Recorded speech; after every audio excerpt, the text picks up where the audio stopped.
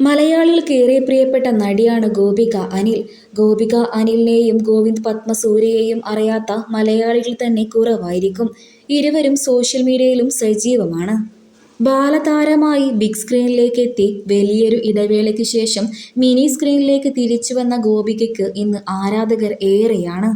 കബനി എന്ന സീ കേരളത്തിൽ സംപ്രേഷണം ചെയ്തിരുന്ന സീരിയലിലൂടെയായിരുന്നു ഗോപിക അനിൽ മിനി സ്ക്രീനിലേക്ക് തിരിച്ചെത്തിയത്.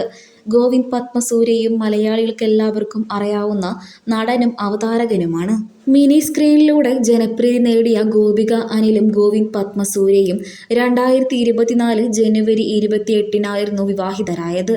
തികച്ചും അപ്രതീക്ഷിതമായ ഒന്നിക്കലായിരുന്നു ഗോപികയുടേതും ഗോവിന്ദ് പത്മസൂര്യയുടേതും. ഇരുവരും വിവാഹത്തിന് ശേഷം സോഷ്യൽ മീഡിയയിൽ സജീവമാണ്. ഗോപികയുടെയും ഗോവിന്ദിന്റെയും വിശേഷങ്ങൾ അറിയാനും കേൾക്കാനും ആരാധകർക്കും ഏറെ ഇഷ്ടമാണ്. ഇപ്പോൾ ഇതാ ഗോപിക അനിലിന്റെയും ഗോവിന്ദ് പത്മസൂര്യയുടെയും പുതിയ വിശേഷമാണ് സോഷ്യൽ മീഡിയയിലൂടെ ഇരുവരും പങ്കുവച്ചിരിക്കുന്നത്. നിരവധി പേരാണ് ഇരുവർക്കും ആശംസകൾ അറിയിച്ച് എത്തിയിരിക്കുന്നത്. 2024 ജനുവരി 28-നായിരുന്നു ഇരുവരും വിവാഹിതരായത്. ഇപ്പോൾ ഇതാ ഇരുവരുടെയും വിവാഹ വാർഷികമാണ് ആഘോഷമാക്കിയിരിക്കുന്നത്. ഇരുവരുടെയും ഹാൾഫ് ആനിവേഴ്സറിയാണ് ആഘോഷമാക്കി തീർത്തിരിക്കുന്നത്.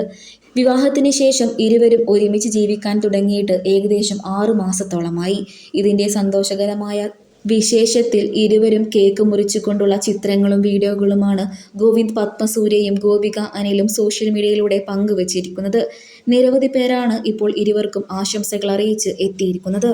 ഹാപ്പി 6 മന്ത് ആനിവേഴ്സറി എന്ന് കുറിച്ചുകൊണ്ടാണ് ഗോപിക അനിലും ഗോവിന്ദ് പത്മസൂര്യയും ഇരുവരുടെയും പുതിയ ചിത്രങ്ങൾ സോഷ്യൽ മീഡിയയിലൂടെ പങ്കുവച്ചിരിക്കുന്നത്.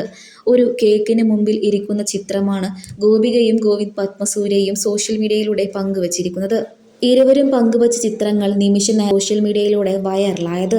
നിരവധി പേരാണ് ഇരുവർക്കും ആശംസകൾ അറിയിച്ച് എത്തിയിരിക്കുന്നത്. ഇന്നലെയായിരുന്നു ഇരുവരുടെയും 6 മാസം തികഞ്ഞ ദാമ്പത്യത്തിൻ്റെ ആഘോഷം നടത്തിയത്. മലയാളികൾക്ക് ഏറെ പ്രിയപ്പെട്ട താരദമ്പതികളാണ് ഗോപിക അനിലും ഗോവിന്ദ് പത്മസൂര്യയും. ഇവരെ നിങ്ങൾക്കിഷ്ടമാണോ? പറയാൻ മറക്കരുത്.